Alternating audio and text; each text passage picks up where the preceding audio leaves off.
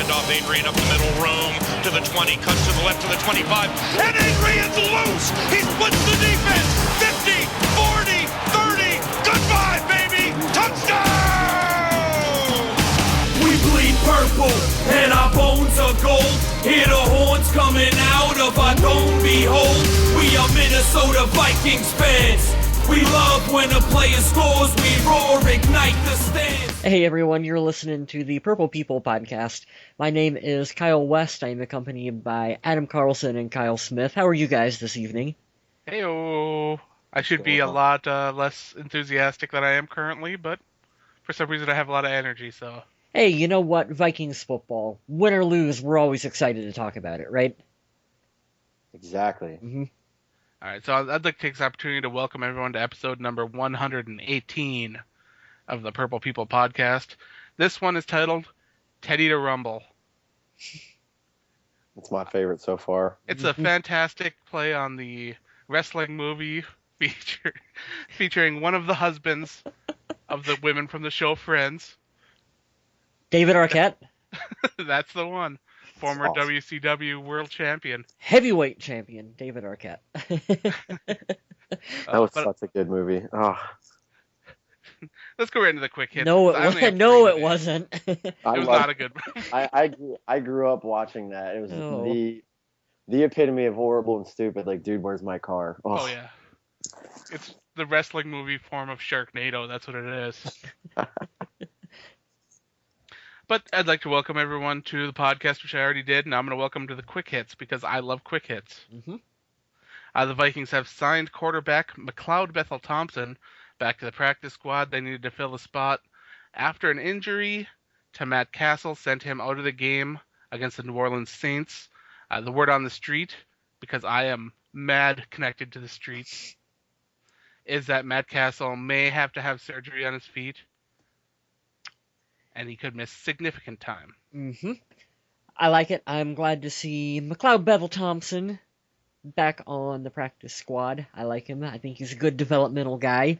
Long listeners of the show will know that. And I think both me and Adam are a fan of his. Yeah, even if he doesn't end up having to have surgery at Castle, that is, Mm-hmm. it will be a long healing process. So I would expect McLeod Bethel Thompson to be a part of that practice squad, maybe even brought up to the main roster if Matt Castle is placed on IR. Mm-hmm. Jerome Simpson was released after an additional drug charge was discovered while he was on probation for his previous drug charge. So I wish you the best of luck, Jerome Simpson. I hope you can get your life together because you've provided us with some pretty good moments in Vikings football over your years here. I know that your smile's infectious and your signaling for a first down is fantastic. And I miss you already. In other news, Jerome Simpson does not make good off-the-field decisions. No. I gave him a shout out on my Twitter. Good luck wherever you go, man. I won't piggyback on what you said, Adam. That's how I feel too. Hope you get it together. I'm sure you could be on another team somewhere. Loads of talent, just has to be able to keep it all together to be able to show it. That's all. And my last quick hit is that the Vikings have signed wide receiver Charles Johnson to the 53-man roster. Charles Johnson was a former draft pick of the Green Bay Packers, 7th round, I believe, and a rookie on the Browns practice squad. For his third team already in such a short career, it's not a very good sign. He was dealing with an injury, but he does have a lot of upside and height, so maybe. We'll see. Good practice squad signing. I think. Anyway, I like it. And he's not on the practice squad. He's on the 53-man roster. He's on the active. Oh boy, I thought he was a practice squad guy. Yeah, but, they poached him. Well, then they must see something in him that they believe he can contribute to the team in the next couple of games. Then. Yeah, head coach offensive coordinator Norv Turner must have really found something that he liked about him during his time there, and when the situation happened with Jerome Simpson, they didn't waste much time snapping him up. So That's the way it goes. Do you want to lead us into the score and your impressions on the game ball for the game against the Saints, Mr. Kyle West? Sure, I can kick us off on that one. Kyle? Yeah, there we go. I said the wrong Kyle, but let's do it. one of us, one of us can do it. I guess I will, since I'm the one currently talking. Sure. Yeah, why not? The Vikings lost 20-9 to the New Orleans Saints. You can say what you will about referees. I'm sure we'll get to that play later on in the recap, but ultimately you got to score touchdowns, not field goals, if you want to beat a team like the Saints. Like you mentioned, Adam, Matt Castle goes down with the injury, and hey, it is hashtag Teddy time for the Minnesota Vikings. Yeah, that will lead us into our game ball. I will start it off. I'm going to give mine to Teddy Bridgewater, just because, hey, it was the rookie called upon when he did not expect it, but he was ready to go.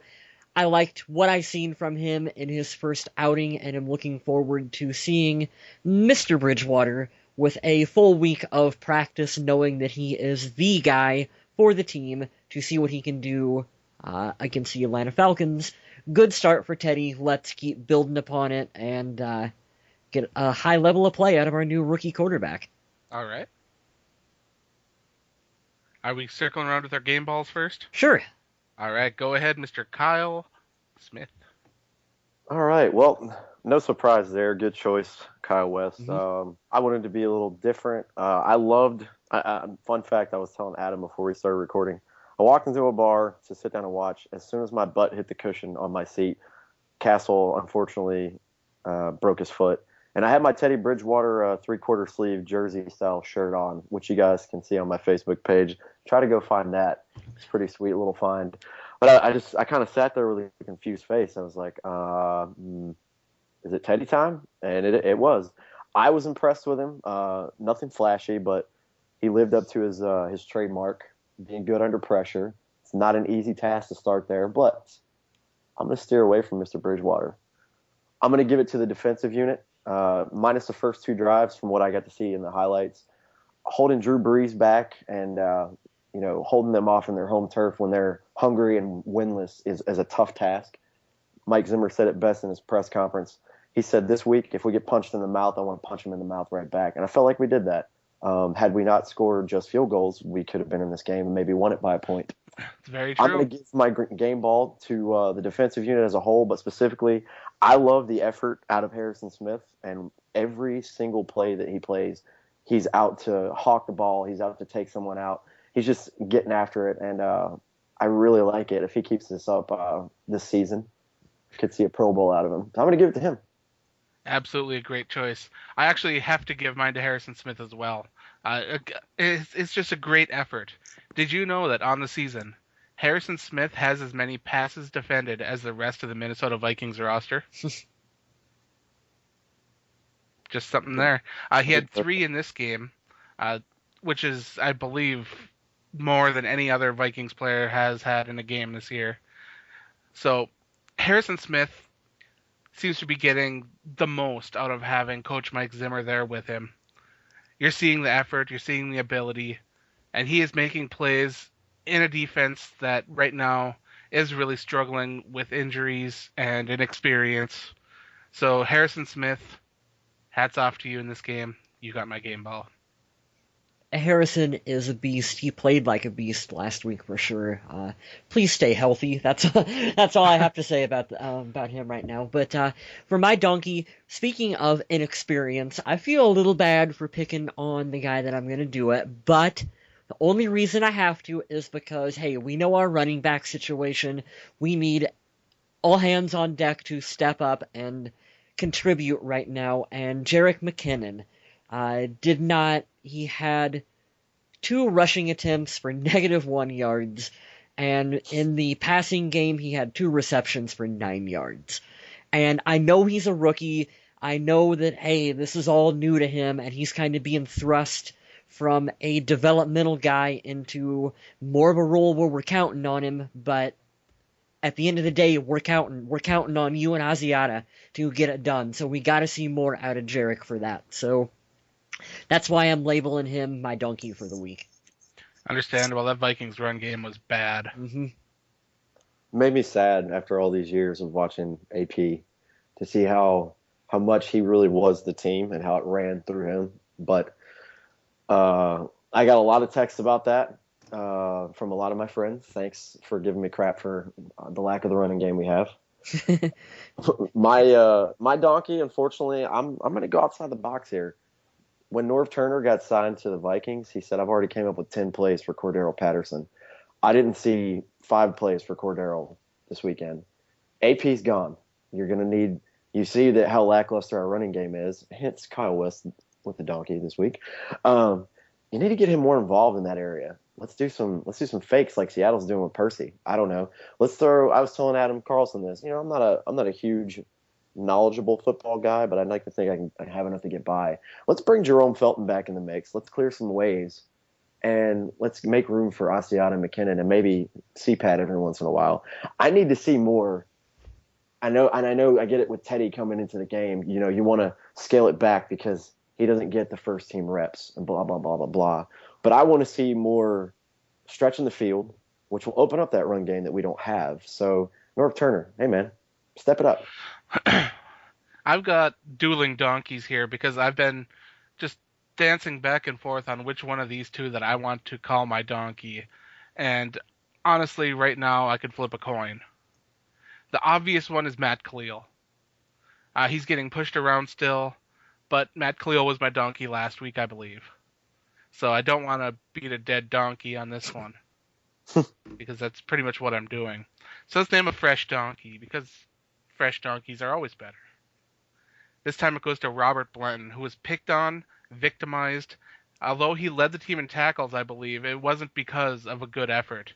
He was getting dragged around, and it really just looked like he didn't belong on a football field. Mm-hmm. Perhaps the transition to safety from cornerback is a little much for him, and he right now lacks the strength to do it because he appeared to be in position for a lot of plays, and I understand how hard it is to bring Jimmy Graham down.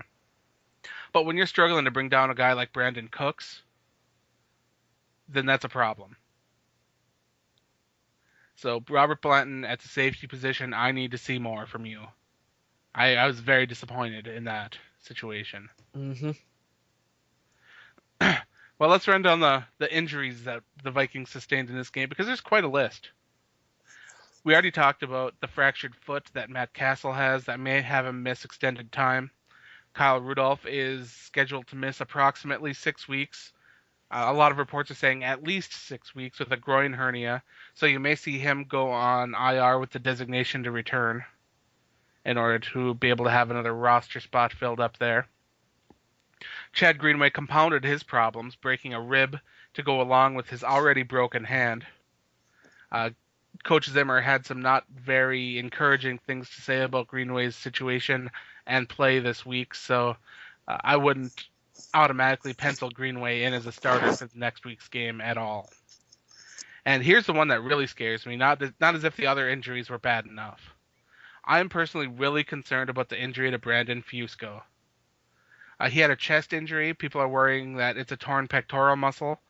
He right now is going for a second opinion on it. If it is a torn pec, Vikings will have to be going forward with a substitute guard. In the game, they plugged in Vladimir Ducasse, which I think was a big mistake with Joe Berger there. Mm-hmm. I feel Berger gives the team a better chance to win, but maybe Ducasse has a better idea of the concept for the blocking because I know that the Vikings changed their blocking scheme when the new coaches came in. But overall, I'm not very enthusiastic about the offensive line's chances with a struggling Matt Khalil, Vladimir Ducasse, and of course, Charlie Johnson holding down that line. That is a bad situation. Yeah, and I was as confused as you were, Adam, when Vlad came in. I just like saying that name, Vlad. It's a fun word to say. Joe Berger, if they only view him as a backup center, I really don't understand why he's on the roster. Because John Sullivan, fingers crossed, does not get hurt, does not miss time for this team. So if they don't feel that Berger can step into some of these other roles, that is kind of a waste of a roster spot, in my opinion. I guess I don't get why they went with Vlad in that instance, although you brought up some valid points for why they could have. The whole line right now honestly scares the hell out of me. They're not playing up to par, and losing a starter and then having to rely on a backup, it's like the whole thing went even further downhill from that point forward. So they've got to get this corrected for the sake of keeping Teddy Bridgewater healthy. Otherwise, he's going to be under pressure and he's going to get hit. And Lord knows we don't want our rookie to get hurt. I believe Teddy Bridgewater was only sacked in the game once, and that was because the defensive line pushed Matt Khalil back so far that it tripped Teddy Bridgewater when he was backing into the pocket. That was as bad as the time that Tavares Jackson ran into Adrian Peterson. Remember that? But let's talk about this offensive line a bit for a second, too, because there's a rookie quarterback starting now. There's a backup running back. And this makeshift offensive line that could be having 2 new players on it in the near future if Matt Khalil can't get his act together. But sadly, we won't see Matt Khalil replaced because there really is no player to replace him on the roster. I don't know what your thoughts are on this one, Kyle Smith, but really quick, and then I'll let you guys talk more about it. There, like you said, Adam, there is no real solutions currently on this team. No. And we're at the point in the season where there's not a starting left guard. There's not a backup left guard available because those are really hard positions to fill. And we've got what we've got at this point, and we got to make do with the players we got on the team. And I do believe that we do have Mike Zimmer is the guy to sit him down and get the most out of what we have. But it could potentially be a long season for whoever's the quarterback for the Vikings. It could. I mean, I'm encouraged by what I saw from Teddy Bridgewater and the fact that the line was collapsing around him. He showed a lot of awareness. He knew when to take off, and he knew when to get down. That's my favorite trait from Teddy besides stepping up. You guys, if you don't know already, he's trademarked the saying Gump. Great under major pressure. He'll step into a collapsing pocket to make a throw. He's not afraid to get hit, although he's not gonna fumble around. So that was my favorite trait, though. He knows when he runs. He knows when to slide. He knows when to get down. He's not an RG3 type. Not taking a shot at Washington fans here, but he knows that his health and the security of the team, ball security as well, is more important than picking up that extra half a yard or a yard if he lowers his head. Exactly. Although his sliding kind of scares the hell out of me. That first slide, that was just a flop. I had a bit. I laughed at that one. That wasn't That was not a slide. That was Teddy Bridgewater headbutting into the ground. After that, the slides got a lot better, but that first one was pretty hilarious. Yeah, although I did have a lot of people on Twitter made the comment that Teddy wasn't known for sliding throughout his college career, so I guess that's nothing new. That's a little different. Mm-hmm. Okay, so you guys have had nothing but encouraging things to say about Teddy Bridgewater's performance. I know that this is tough for me to say because I am a Teddy Bridgewater fan, but I kind of expected a little more. I expected a little bit more on third downs, a little bit more of that pressure to be able to look downfield while he was surrounded defensively. I like what I saw from him, but I didn't quite love it. And I know that he's a rookie, and I know that he has to develop. And there are definitely plenty of encouraging things about it. But this is a quarterback that needs to come in and needs to be able to find the end zone because he failed to do that in this game. If he could have gotten in the end zone once, I don't think I'd even be having this conversation. But the one time that Teddy led the drive down into the red zone, it got pushed way back because of penalties. Mm-hmm. And I agree with you, Adam. But it's also not just Teddy who needs to find the end zone. Like the whole offensive unit right now needs to step up and do a better job. I would agree with you, Adam, too. I liked it. He, for not having the reps and coming in and completing 60%, 150 yards, it's respectable. I will agree with you, and maybe you agree with what I'm saying now. I think he played slightly conservative, and I'm sure that was nerves. I'm sure that it was reps that he didn't get physically and more mental. But given a whole week to practice and knowing he's playing at home, I think we'll see a lot more out of him. And we can segue into the Atlanta game now if you want. But Atlanta is not really known for their pass rush. They don't really have the best defense, and I'm not knocking Atlanta too because it's definitely not a team to take. They're a tough lightly. team to beat, especially with that brutal whooping they put on the Bucs last week. But I think with a full week to prep, I know Mike and everybody will give him the confidence and everything he needs to go in and finally start. But I agree. I think he played just a tad bit conservative. I think it might have been a little bit of the jitters too. Even though he said in his conference, I wasn't nervous. I think he might have had the jitters there for the first couple of plays. Because Mr. Kyle West missed when I was talking to Mr. Kyle Smith about my interactions with Jaguars fans after those games. I received a couple people that were giving me a lot of crap about Blake Bortles entering the game at halftime against the Colts and throwing 2 touchdown passes, while Teddy Bridgewater did not throw any.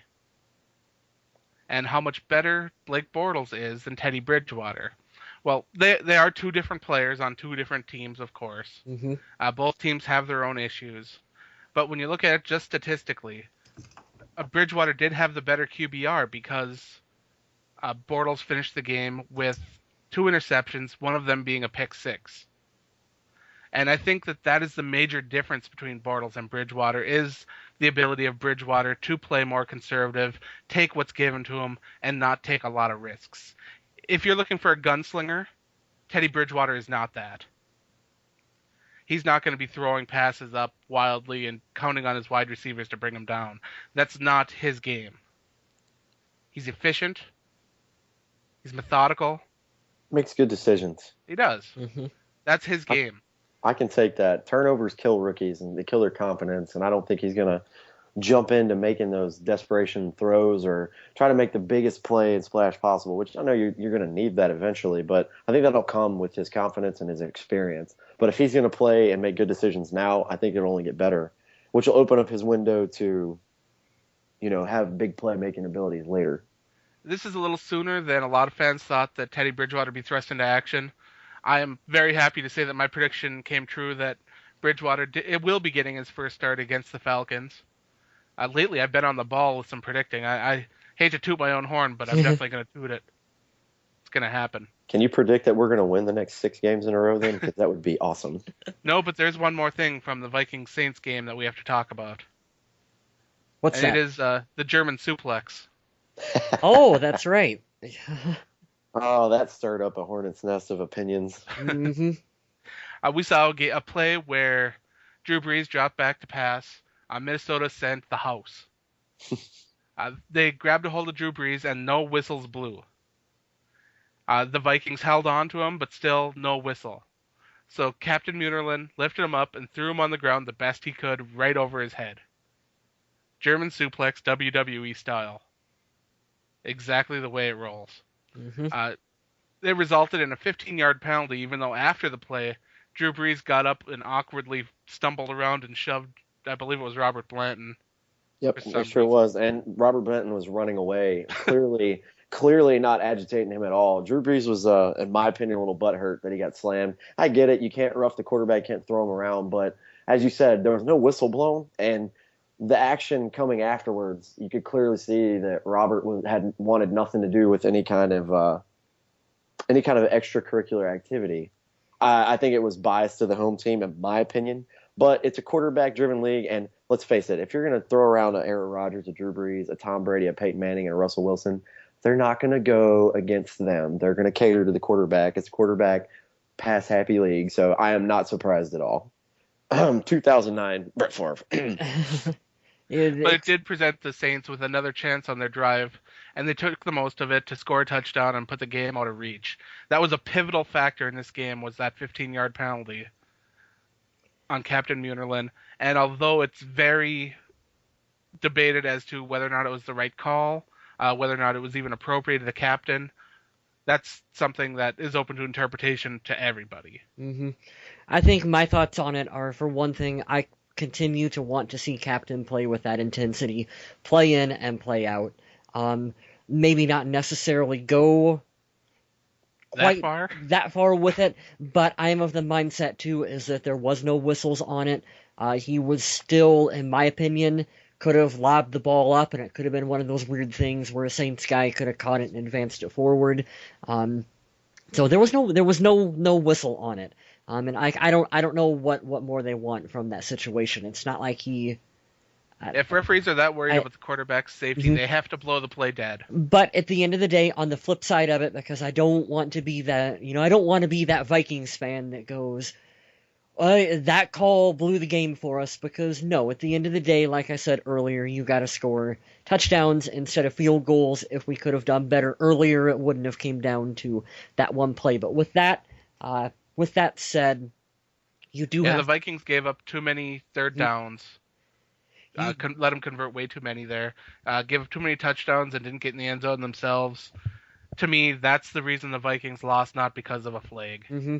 But you do got to understand like who you were playing as your quarterback, because the NFL, I don't think would ever admit it, but there are players that they protect. They're going to protect Aaron Rodgers, Drew Brees, Tom Brady, Peyton Manning. Like, they're going to make sure that they protect those guys, maybe even a little more than they should. When it comes to someone like Drew Stanton that was playing for Arizona, like, screw him, he can get a knee to the head, and if we don't call it, we don't call it. Like, you know what I mean? There is a little bit of that goes on. And so, of course, they're going to err in the caution of Drew Brees and make sure he is protected at all times. That's just it was the way kind of it amazing that there was no countering flag or anything on Drew Brees after getting up and essentially shoving these members of the Vikings secondary. Yeah. But I guess it's better than getting up and whining for a flag, because that would have been criticized even more. Really, there's no way to win that situation if you're Drew Brees, because you feel that is excessive, and I can understand that. But I can also understand the other point too, so...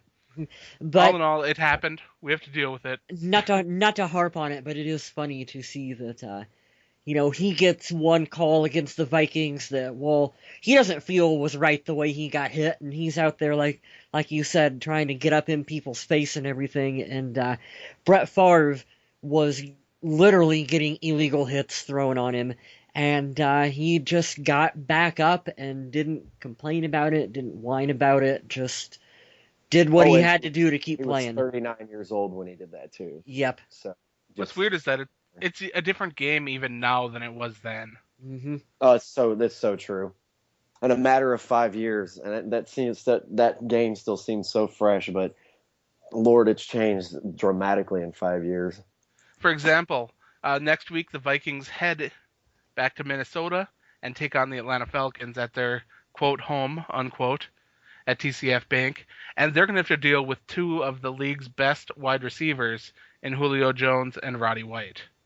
Now, normally, I would say, okay, the physical corner of Xavier Rhodes will be able to help push around some of these guys, knock them off their routes, and keep them frustrated.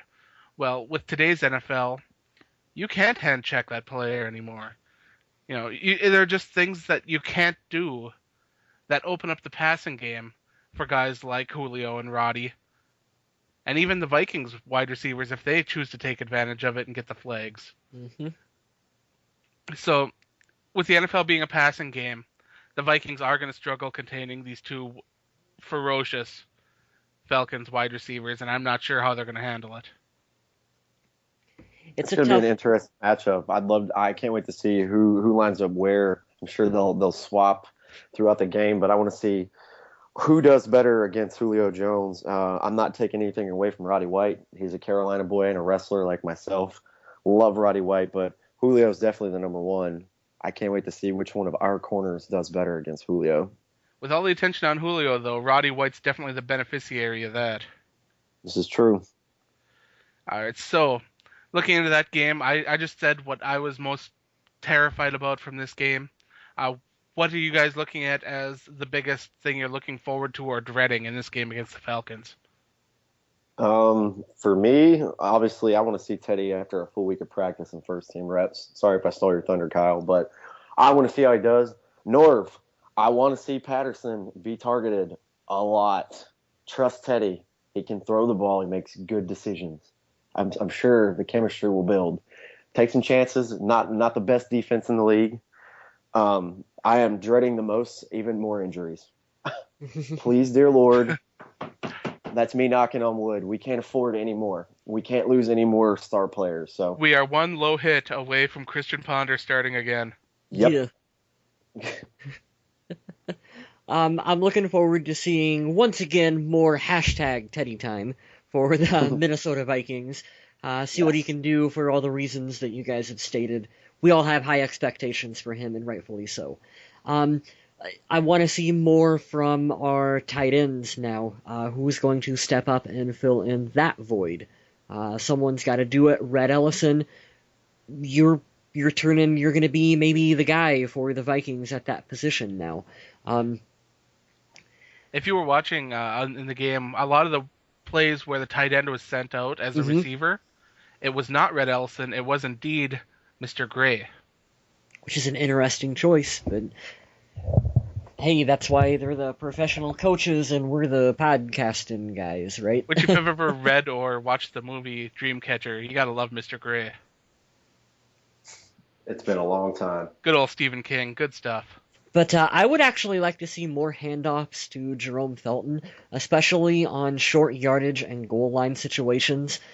He is a big physical guy. I believe I would personally trust him more to get positive yardages in those situations than Matt Asiata. Yes, and he can catch. It's like we've forgotten that he's on the team all of a sudden. North Turner, can we get him involved with it? What I am dreading, I'm dreading Devin Hester, because he had a hell of a game last week. Vikings have never been able to stop Devin Hester. I think out of his 20-some kick returns that he's brought in for touchdowns, most of them were against the Vikings, it feels like. So let's not kick the ball to Devin Hester, and let's watch out for him, because they're doing some good things with him on end arounds and actually using him at receiver. And it helps him heartily that he's got Julio Jones and Roddy White, and I cannot think of his name, but they have another really good receiver on that team as well, too. Yeah, it helps to I love that tight end.